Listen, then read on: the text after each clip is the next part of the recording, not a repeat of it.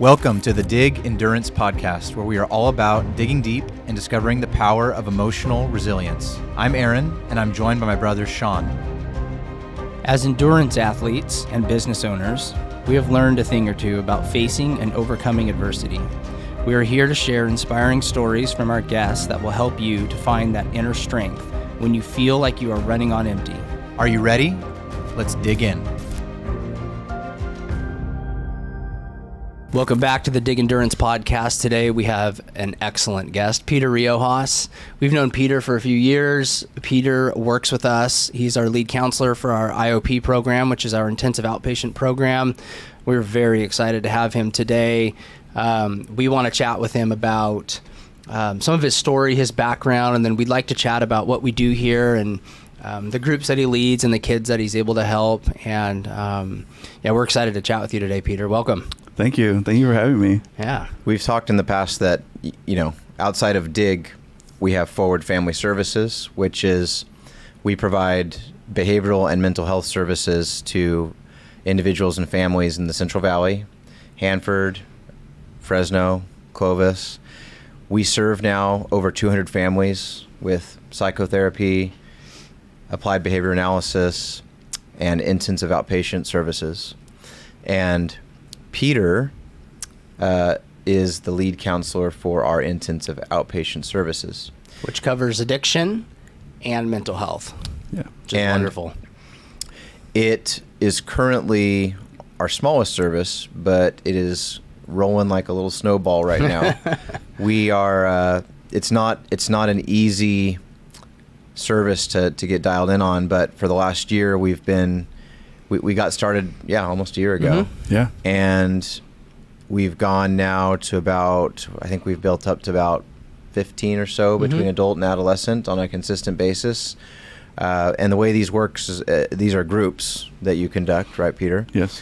And Sean and I just finished what's called the DHCS certification application, where once we get this approved, we are in network with insurance companies to be able to provide this service, just like if someone goes to a hospital or a dentist office, in network. Same thing. And we would be one of only 3, I believe, that provide intensive outpatient services in the Central Valley. Much needed, and we'll talk about that a little more, but we're grateful to have, we actually got to a point now where you're now our first full-time employee on the IOP side, which is cool, which is really awesome that we are at that point now. That was not a hard decision. And tell us a little bit, we want to hear more about your story, what motivated you, toward mental health and what you do, and just a little bit about, some of your history. And, on DIG, we talk about overcoming adversity, overcoming challenges, and I think you have a good story and a good background to share about some of that, and to potentially talk about what it is as part of that story that got you involved in the mental health sphere and what you do with IOP. And also, before I forget, you also just recently graduated with your bachelor's degree, right? Yes, I did. Congrats. Yes, cool. Thank you. That's exciting. Huge. Yeah. And what was it again? It's a bachelor's in worship ministries. Worship ministry. Okay. Yes. Cool. So it was a theological seminary school, and I got to learn a lot about theology. I like playing a lot of music, and so I learned more about worship ministries and what that looks like, and doing live events and kind of doing stuff that I already do. But yeah, it was great. It was a great experience. It's accredited, and now I'm looking on to hopefully... So are you playing in a band?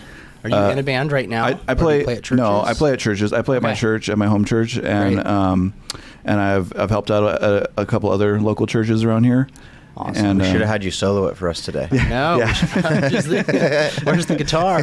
You play the guitar? I play acoustic. I sing. I play bass. I play a little bit of keys, but and I also get to work with a little bit of DAWs, so like digital audio workstations. Cool. Yeah, it's awesome. Are you playing in groups at all? No, I haven't yet. I could. I totally could bring my guitar over. I would love that. Yeah, probably would. Yeah, that'd be fun. So that's big milestone to get your bachelor's. That feels good. And now we're on the precipice of really growing our IOP program even more. So there's lots of exciting stuff to come. So in that vein, tell us a little more. Just let's dive into your story, your background, a little more about you, and then what it is about that story that drew you toward mental health and IOP. Yeah, of course. So for me, I definitely I have a story of redemption, a huge redemption story. So I feel like I had a pretty good childhood. I was raised in this area, and my parents split up when I was younger. I was probably about 7. They divorced, so a lot of back and forth between mom and dad's house. But at dad's house, he had rules, and expectations, and at mom's house, she had rules too. But I learned how to manipulate at a younger age, and I learned how to really get away with things. And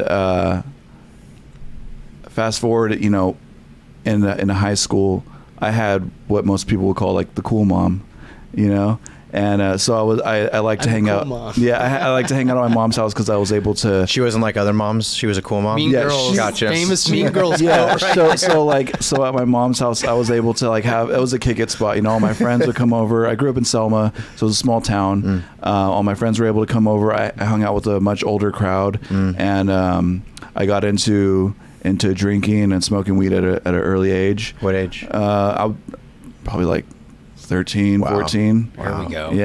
Yeah. So I started at young. My mom didn't know about it at first, but I say I had the cool mom because by the time I was in high school and a little bit after high school, she kind of knew what was going on, and she had her her own things going on. She was in a lot of broken relationships, and I say she was a cool mom too because she was gone a lot. We were kind of latchkey kids, so I was able to just kind of hang out at home, and it was a small town, not much was going on, so all my friends were older, so we just all kind of babysat ourselves and hung out and Sounds like the life. partied. Yeah. And at the time it was great for me, but that obviously progressed, and it led into me experimenting with a lot of different drugs and stuff, and hanging out with shady crowds. I was a pretty good kid overall, but again, like I've always been into music. I was into going to concerts, like punk shows and hardcore shows.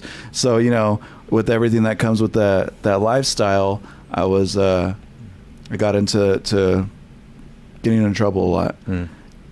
And so fast forward by the age of 20, I'm already dabbling with pills, and I got addicted to OxyContins, and so this is like 2010, and this is around when OxyContins are about to become extinct. The original OxyContin. Yeah, so I was doing the original OC 80s back in the day, and eventually, when those became extinct, I graduated to heroin and meth, and even my using like with addiction, like it was progressive, and so this didn't happen overnight. It was like it started from when I was probably about 13, and then I eventually I used till I was about 28 years old, and like I said, I was going in and out of programs, or I didn't get to that part yet, but I'm using heroin and meth. My using progressed from the way I was ingesting it, from just smoking it, which was like the safe way to do it, and then eventually like I graduated to intravenous use, and so I'm mixing. I'm doing a lot. I'm hanging out with even shadier crowds. I'm doing a lot of shady things to get my fix, and by the time I want to say 22, I would go to my first rehab, and so let's take a step back real quick then. 13. Yeah. So middle school, high school. Was it more just the, weed, drinking, or did it graduate a little bit during high school to other things? So I would say all the way up to probably my senior year of high school, I only stuck to weed and alcohol. Okay. Was that something that you said your dad was pretty disciplined, but your mom was a little laid back, or you could manipulate things more? Yeah. Did that ever pop on the radar of the parents or anything where there was tried to be some intervention, or were you pretty much hey, I'm able to swing this and make it. You figured out a way to kind of work the system throughout high school. I did. So a lot of it came with the crowds I was hanging out with, my friends. I was, again, we were in a small town. That was our idea of fun, was skating and smoking weed, and like drinking whenever we could find someone to buy it for us. When I would go to my dad's, I wasn't able to just take off and hang out with my friends. So I learned very quickly, like, I'd rather stay at mom's house. My mom probably caught me a couple of times where I was under the influence. What did that look like when she caught you? I mean, what would she say, or would she say anything, or was it just kind of like, hey, look, just sweep it under the rug, look the other way, or what? She would give me like a stern talking to. I'd probably get grounded, and then I would kind of talk my way out of it. I got used to knowing what worked of how to just get by to get mom off my back. Say the right things, make the right promises, sort of thing. Yeah. And so I learned that early on. And as far as she knew, if she didn't see you at least drunk or high anymore, she figured you're maybe not doing it. Yeah, out of sight, out of mind. Gotcha. So that happened even well into, so again, like, it wasn't until about like my senior year, a little bit after, and like the year after, when I started experimenting with harder drugs. And the way that progressed, just going to parties, being a kid, I guess. So just looking for the more excitement, growing up, being with friends, whatever. Yeah, and I think I also need to highlight that. So what my mom had modeled before me up to that point was, I saw her go through a lot of broken relationships, and those progressively got worse. And so my idea on what a relationship looked like was very skewed. Again, I was young, but I didn't have really very many healthy relationships with any girls that I was dating or anything at the time. And so I didn't have good coping skills either. So that was the way that I coped with breakups, that I coped with life. I felt like I was able to be part of the crowd. I get huge FOMO, like fear of missing out, and so alcohol and drugs was my way of connecting with others. Yeah. And it made me, and I learned, I would dabble with like selling a little bit, but it was mainly just to support my habit. And so that made me feel connected to a lot of other people. It was primarily social for you. Yeah. But a little bit also, if it was a hard day or something bad happened, that was an easy fallback for comfort or to help you feel better. Yeah.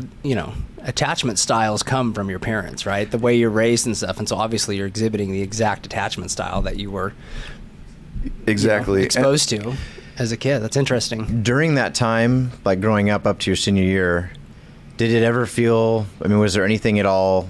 Mom would sit you down maybe here or there. Dad, sounds like Dad maybe didn't know because you probably knew better that Dad, you didn't want him to get any trace, it sounds like, maybe of what you were doing, or no?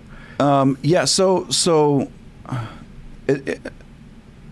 my mom would sit me down and talk to me a lot. My dad, I tried to keep both of them in the dark as much as I could. Yeah. I have to say, like, it wasn't exactly a problem in high school until after high school. Until you started pushing the envelope with more things. Yeah, because I did have a lot of bouts of like sobriety without working a program, but I had periods of where, because again, I was into a lot of hardcore music and punk music, and so like there was moments where I was like part of the straight edge scene. I was like, oh yeah, I'm claiming edge, like I'm not drinking or smoking, and I'm not doing any of that stuff. There were times where I would get with certain girls that maybe didn't like part of the partying lifestyle, so I was able to put things down for a while, and it wasn't like a big issue again until I tried coping with life as it started hitting me, and like I started going through more breakups. Yeah. I started losing friends. I started pushing people away because I'm starting to use drugs, and people are starting to see, like, I think there's an issue here. Like, I think like there's something wrong with this guy. Gotcha. Like like I wasn't able to moderate. Like I always had to take it way too far. But that's where and it was senior year or a little after senior year where that started to kick in, where you started pushing the envelope, and we started getting more to the point of like, hey. So I guess what was the first time where it was like, some kind of intervention or like this is getting too much? When did that start to be on the radar? So when that started to be on the radar was, I was selling to kind of support my habit. I remember I had a bottle of this is when oxys, they changed they were no longer OCs, now they're OPs. And I had like a bottle of probably 100 or more in my desk, and I'm selling those, and I took off to the store or something, and it was one of those days I think my mom was starting to catch on of like, I think he's, doing something else. And I came home, I saw that the bottle was gone from my drawer, and so I'm freaking out. I'm asking my mom, I'm like, hey, did you take something of mine? I found out she flushed all these pills, and I'm freaking out because I'm like, you just lost me like thousands of dollars. Like that was so much money. And then, again, knowing how to manipulate, she's invited my dad over to the house. They're having this stern talk with me. I'm feeling like intervention about to come on. And so by that time I'm already using, I think I was using heroin already. And that was when I confessed to them. I was like, hey, like, I needed those cause it was supporting this other thing. And I think I need help. But at the time, again, like, I did want the help, but at the same time, it was like I knew this is going to get them off my back. So it was when I went to my first rehab, and I did that numerous times. So it wasn't necessarily with the intent to really drop it. It was just to kind of get them off your back more. Yeah, gotcha. And so again, like I'm experiencing all these character defects. I'm knowing how to manipulate. I'm being completely selfish and self-absorbed, and that continued for a long time, and my disease progressively, and then addiction, like, it got worse and worse. Nothing about going to those. Did you go to the rehabs like you said you would? I did. And was there anything about those that, I mean, you obviously had the wrong intention to begin with, but nothing about them when you were there was like, maybe I should stop. Nothing really stood out to you or yeah. So first rehab I went to, it was great. I made a lot of great connections. I made a lot of good friends. I met some good people. I was somewhere. It was up at Diablo Valley Ranch, and that's near Clayton, and I met some great dudes over there, and I was doing really well there. I stayed there about 30 days, and then someone came in to the program, had brought some heroin with them.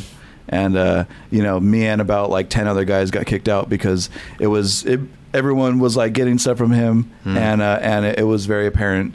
And so I got kicked out of there. But even then I tried to lie to my parents, and I was like, I got caught smoking weed. And so, and so I'm on a train back to Fresno, and that kind of spiraled into like this whole belief. I thought that as long as I stayed in Fresno, I could not get sober. I was like, I thought, and so I went through various programs, and most of the time it was to get my parents off my back. It wasn't until about.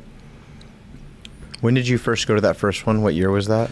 Like, whereabouts? I want to say it's such a blur. I think I was 22, so that must have been 2012. Okay. I think 2012, somewhere in gotcha. Around then. Okay. And again, like that, so that behavior kind of continued. I can go on forever about like how many programs I went to, but I remember like the big change happened in,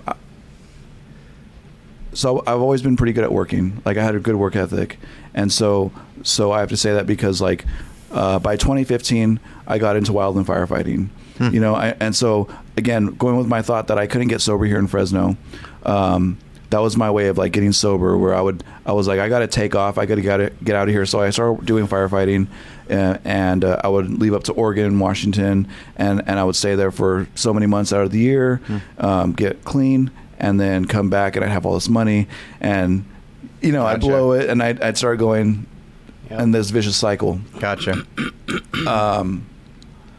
By 2017, I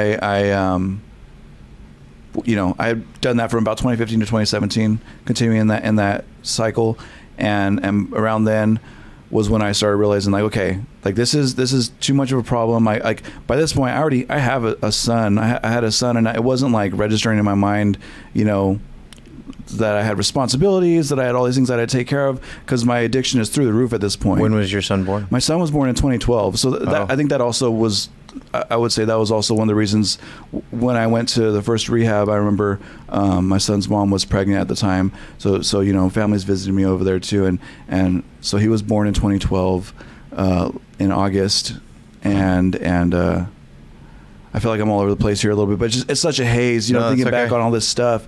But again, like I said, you know, just completely selfish, self-absorbed, and none of that was registering to me, and until about 2017, like I said, like. And he's 5 now. Yeah, he's 5. He's 5 at this point.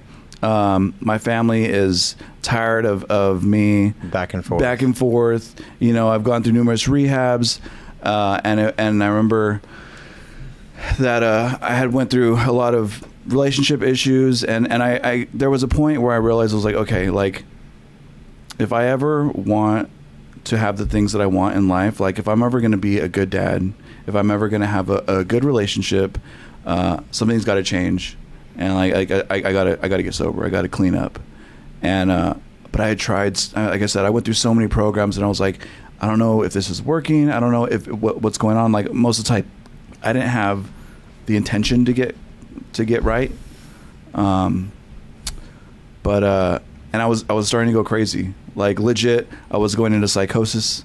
You know, and I'm hearing voices, and I'm like just out of my mind. And I remember getting to this point where I'm broken. I'm depressed. You know, I've got all these mental health issues. I wanted to kill myself, and so this sounds like the equivalent of your rock bottom story a little bit, but you've reached your point where you're kind of the breaking point, so to speak. And that was the thing, is I had so many bottoms. It's hard to say which one it was that brought me to. That's a very accurate statement. Having, yeah, like a lot of people say rock bottom. I'm like, maybe I don't know many people with one rock bottom. I think you have multiple. Yeah, the way you're phrasing it, it sounds like it finally hit this point about 2017 where you'd hit it so many times, where finally it just clicked. That it's just like, what am I doing? Yeah. How do I finally break through? I need to change something. How do I change it? But like now it's just really peaking, and it's just like the realization finally just smacked, it seems like. Yeah, and by this point too, you know, my mom's been doing great for a long time. She stopped getting into all these like abusive relationships. She found God. She got really involved with this church, my home church now, Adventure, and she's going pretty consistently. And I remember she's like wanting me to go with her all the time, and I'm kind of like I became open to that, and I got surrounded with some really good people. That was when I really learned like the importance of community, and again, like just a lot of back and forth. And I remember around, like I said, 2017, I reached this breaking point, and I'm broken. I'm ready to change my life. I think I ended up going to a rehab that I did good for. It was the beginning of 2018. Sorry, January 2018. I got into a rehab over here in Fresno. It was called Quest House. It was a state. All the rehabs I went to were state funded. You know. Yeah. By this time, like I'm off my parents' insurance, so I couldn't get medical assisted treatment anymore. Like I couldn't get on Suboxones. I couldn't get all these things that were going to help my withdrawals. No comfort provided. Yeah, huh? I saw like now I'm fun. I'm on Medi-Cal, and so every place I'm going to, they're like, no, you're gonna just sit in a room and kick. And there's a jumpsuit. Yeah, and so like, you know, we got a shower. It's got great water pressure and hot water, and so just, you know, I went to CAP to their detox. Oh yeah. And yeah, you know, so I hence the jumpsuit comment. Exactly, you know, just being in scrubs and everything. It's scrubs. There you go, scrubs. Wow. Yeah, and so it's really fun. So I remember going there, and like I said, getting connected to some great people. I met like 2 or 3 of my best friends that are still my good friends to this day while I was there. And at Adventure? At CAP. At CAP. And then we went through Quest House together. And at that point, I was now very open to going to Adventure. I was going to church regularly. I started developing a community of people there. I still had a lot of struggles. Like I said, it was a lot of back and forth, but that was like the first time that I tried to actually get sober.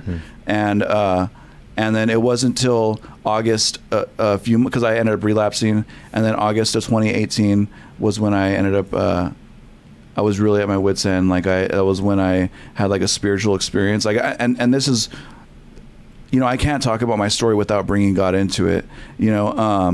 I legit was going on in my mind, and everything I boiled to it. It was at this point, it was like every time I picked up, I was hearing voices. It was almost overnight where I would hear voices. I was getting depressed, was just going out of my mind.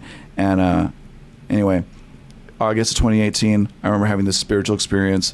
It was like a Holy Spirit moment where I felt like God had finally answered my prayers, and I had this conversation with the Holy Spirit, and he was like, if you want what I have for you, then like you have to stop fighting me. And you really, like, it was like a weekend thing, but like because I was I'm stubborn. I was going back and forth with him a lot. Of course. And he said, if you want what I have for you, just put effort into this. Like put effort into this, and like if you want the life that I have in store for you, there's a lot you have to do. Like getting sober is just the first part. There's so much more that you don't understand yet.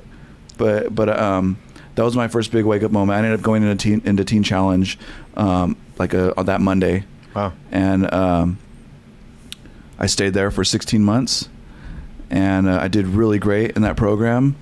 And long time. Yeah, That's a long time. Yeah, and so I was there for about a year and a half almost. Mm-hmm. I stayed. I wasn't court ordered or anything. I stayed the extra 4 months, to help out.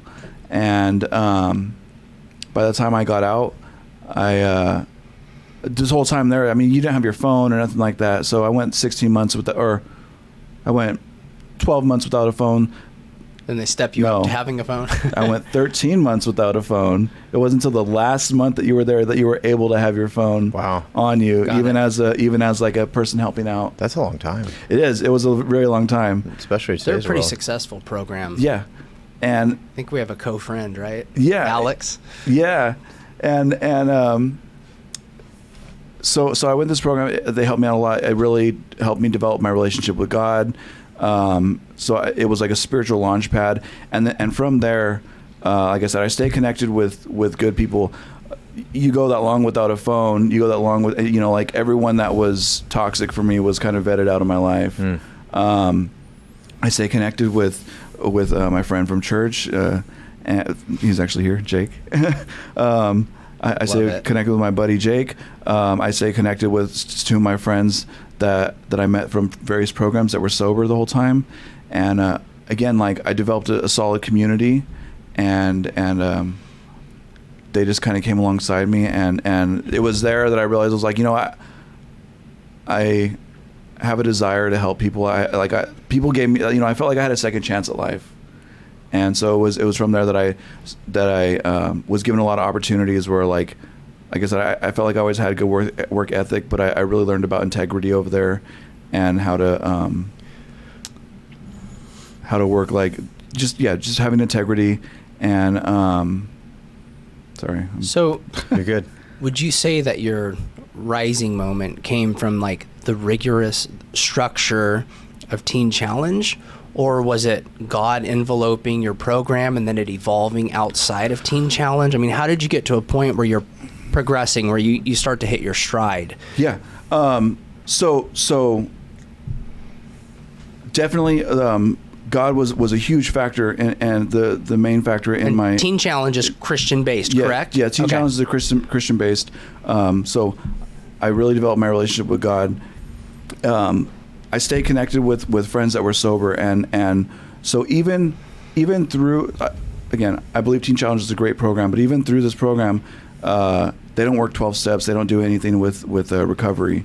But I had friends that I knew from various programs where I'd been to meetings. I knew about stuff like that, and so I knew that I was the type of person that I needed all the help that I can get.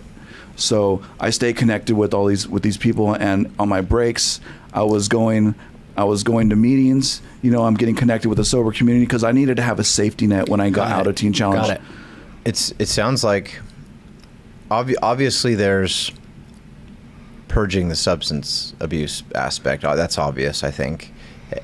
But what we've heard reiterated on our podcast here that I think you tapped into as well is you changed. It wasn't Fresno that's the problem per se, but it was, and I've heard that before. People want the change of scenery, and I understand why. Like sometimes just going to a different place or things that you're not familiar with, just shaking it up helps. Yeah. But at the end of the day, people have a hard time changing their friends. Yeah. Or who they surround themselves with. Not even, and I'm not talking just drug addicts. I'm not a drug addict. I never was, but there were people who I held on to in my life for too long who were holding me down or holding me back in ways. But I always justified it because, but they're my elementary, middle school, high school friend. They've been my friend for 20 years. Yeah. Well, yeah, and for 20 years they've been a crappy friend, Aaron.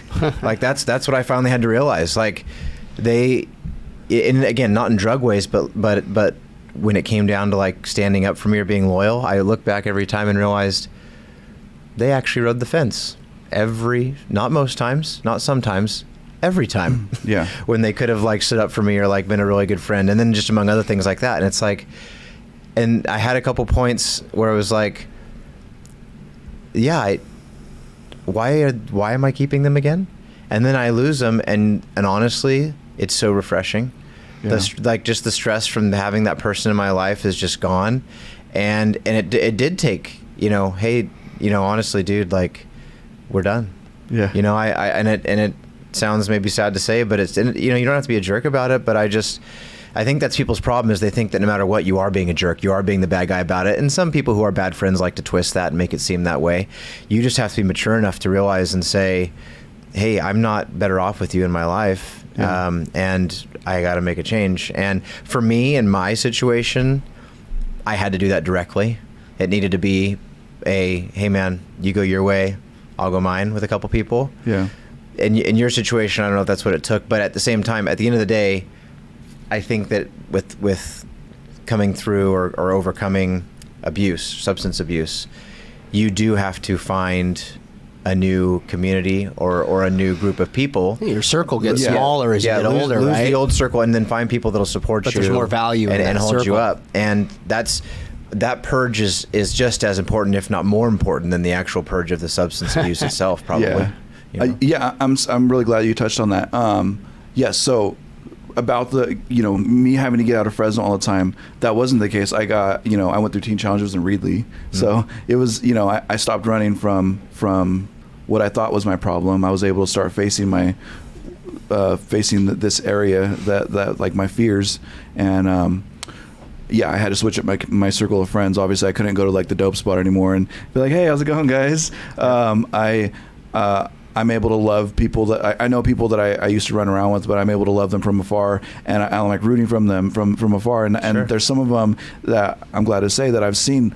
I'm like, like we used to do a lot of dumb stuff together, and it's so great to see you doing good now.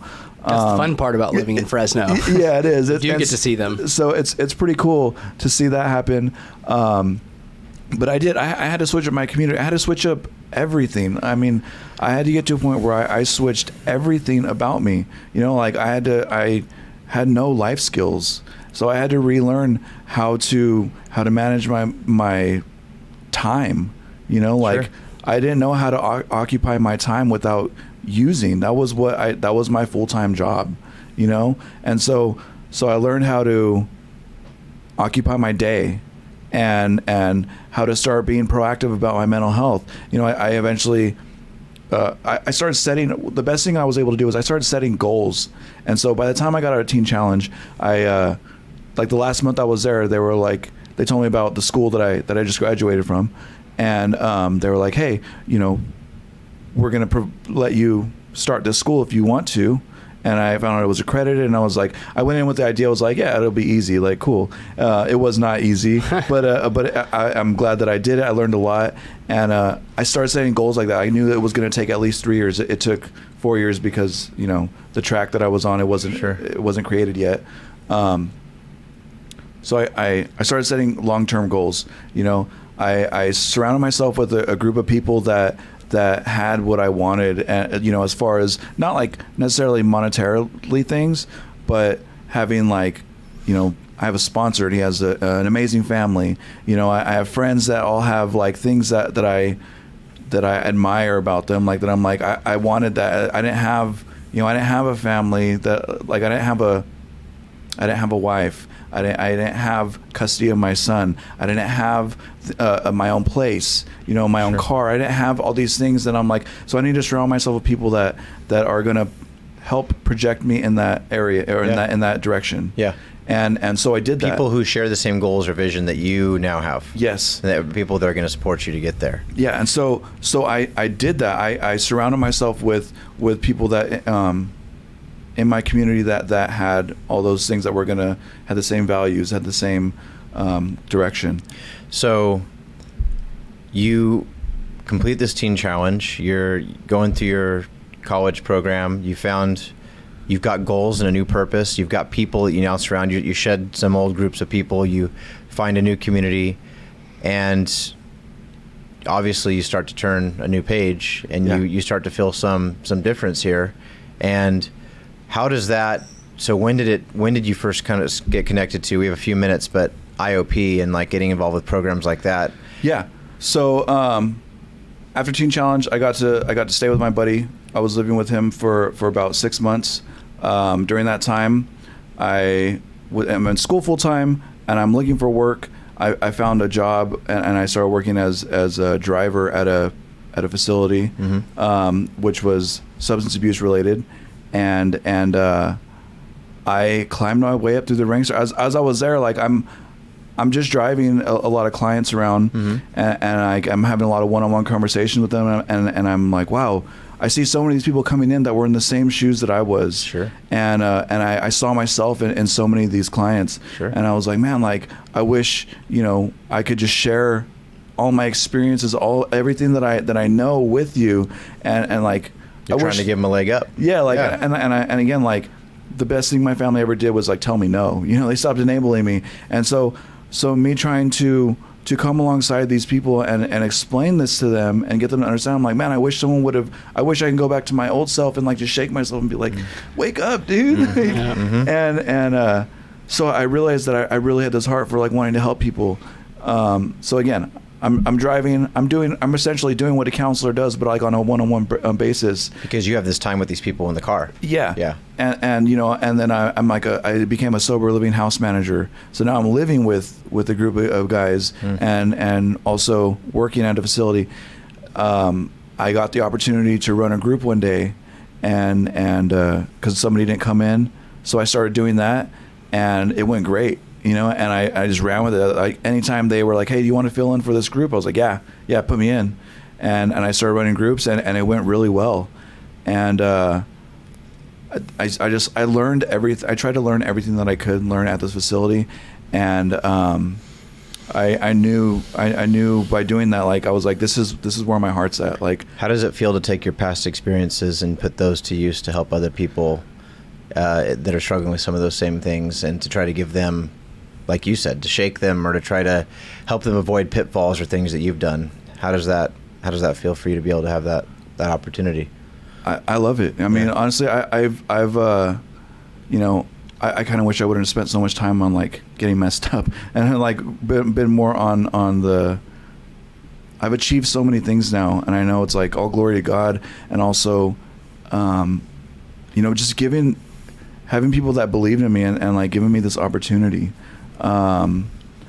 Today, you know, I obviously you guys know I work for you guys now at the IOP program, and I get to see, you know, it's helped push me as a counselor. Whereas like I'm not solely focused on substance abuse, but I know that there's a lot of mental health issues that go in with it, and it goes hand in hand. And so I see, and I think your story's checked a lot of the boxes of those things that go hand in hand. Yeah, absolutely. And so it's pushed me as a counselor now, where I'm like, you know, it's not always substances that are the issue. They are a problem, but like I know that there's a lot of underlying issues. And they're more the symptom of the underlying issues, right? Exactly. Yeah. And that's what I realized too, was like I wasn't like, when I was getting messed up, it wasn't because I just wanted to get messed up. I'm like, yeah, eventually I did, but there were underlying issues. There were underlying like problems that I had that I wasn't able to vet out, that were unresolved. There always are. Yeah, and so now, like, I see that now, and I see people come in, and I'm like, man, like, I want you to see that there's this underlying issue, and like, let's learn some coping skills, because that can hopefully prevent a catastrophe later on. You know, I've had so many friends that have passed away from overdoses. I'm going to a funeral on Monday. One of my good friends passed away, and it's just, if I can help prevent one person from going down that path, sure, then I would. That's where my heart's at. So what do you say in closing to the person or to the family that is in those same shoes, that's struggling, that's kind of in the proverbial rut that you kind of found yourself in, and who maybe doesn't know about IOP or considers programs like that, or is trying to make a change, or is trying to climb out or move forward? Yeah. What do you say to that person at that juncture right now?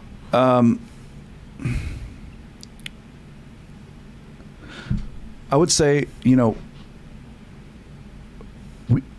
we are a solid resource, and I hope that people would utilize us and utilize this facility. We're not the only one, but we are a pretty good one.